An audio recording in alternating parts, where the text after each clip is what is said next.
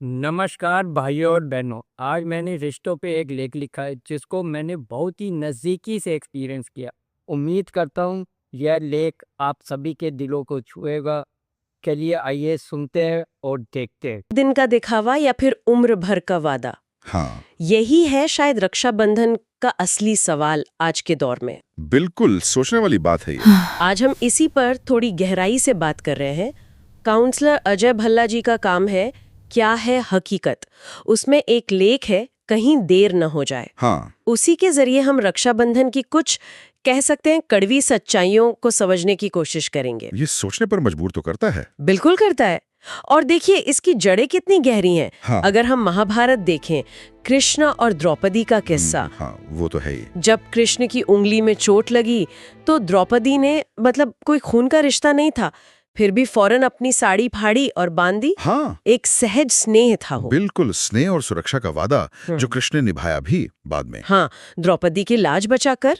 वो एक आत्मिक बंधन था, खून के रिश्ते से परे। सही बात। और यही पॉइंट अजय भल्ला जी भी उठाते हैं कि कैसे ये त्योहार जो कभी किसी भी तरह के सुरक्षा के वादे का प्रतीक था, पति पत्नी, राजा प्रजा, दोस्त, किसी के भी हाँ, बीच। बिल्कुल, वो अब कैसे सिमट कर सिर्फ भाई बहन की एक रस्म जैसा रह गया है। जैसे वो जो गहरी भावना थी वो कहीं पीछे छूट गई। हाँ, काउंसलर अजय भल्ला का विश्लेषण यही कहता है। वो कहते हैं कि आज कई बहनों के लिए, मतलब शायद ज्यादातर के लिए, ये साल भर के सन्नाटे के बाद बस एक दिन का शोर है। राखी बन गई, कुछ पैसे या तोहफा मिल गया और बस हो गया प्यार का सबूत।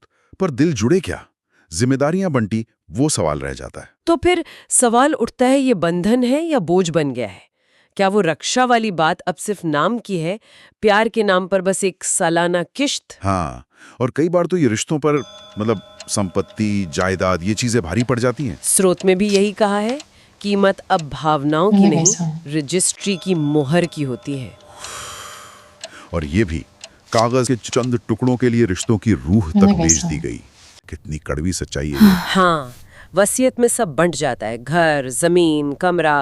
और वो बचपन का साथ, वो सहारा, वो कहाँ बटता है? वो नहीं बटता। अजय भल्ला जी एक बहुत जरूरी बात याद दिलाते हैं। वो कहते हैं, याद रखो भाइयों, ये जमीन, ये जायदाद किसी की नहीं है। सही है। आखिर में हम ही उस जमीन के हो जाते हैं। तो क्या वाकई खून के रिश्तों पर ये मिट्टी भारी पड़ गई? सोचने वाली बात है।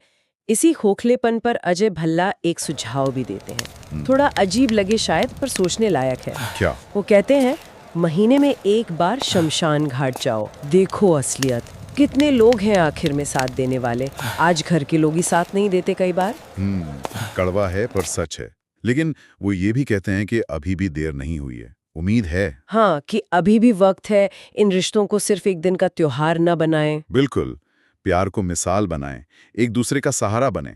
असल रक्षा तो वही है। सही कहा। क्योंकि राखी का असली मतलब तो कभी सिर्फ एक धागा था ही नहीं। वो तो कृष्ण और द्रौपदी की तरह एक वादा था कि जब तुम मुश्किल में होगी मैं तुम्हारे साथ खड़ा मिलूंगा। हाँ, और वो यम और यमुना की तरह एक दुआ थी, तुम्हारी उम्र लंबी हो, तुम्हारा मन हमेशा सुरक्षित रहे। और वो रानी कर्मावती और हुमायूं की तरह एक भरोसा भी था कि रिश्ते खून से नहीं, इरादों से बनते हैं। बिल्कुल।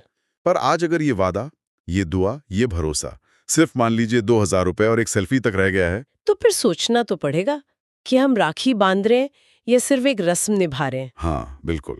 जबकि बहन की उम्मीदें क्या होती हैं? बस इतनी सी, खुश रहो, हर खुशी है तुम्हारी, ये दुआ है तुम्हारी बहन की तुम्हारे लिए। गम का साया कभी तुम पर ना आए, बस यही इल्तिजा है रब से हमारी। बहुत सीधी सच्ची भावनाएं हैं ये। हाँ, तो रक्षाबंधन का असली उत्सव कब होगा? शायद तब जब बहन की आंखों में बेवजह आंसू ना हो और भाई के मन में कोई डर ना हो, जब माँ की उम्मीदें सिर्फ धागे पर नहीं, दिलों पर बंधी हो। सही कहा। वो दिन ही सच्चा रक्षाबंधन होगा जब हम कह सकेंगे, ये धागा नहीं, ये वादा है। और इस वादे को हम हर दिन निभाएंगे। बिल्कुल। ये गहरी सोच और विश्लेषण हमें काउंसलर अजय भल्ला के काम से मिलता है। रिश्तों की हकीकत दिखाते हैं वो। और इस गहरी सोच के लिए मेरे सद्गुरु का भी बहुत बहुत आभार। उनकी कृपा के बिना कुछ भी संभव नहीं है।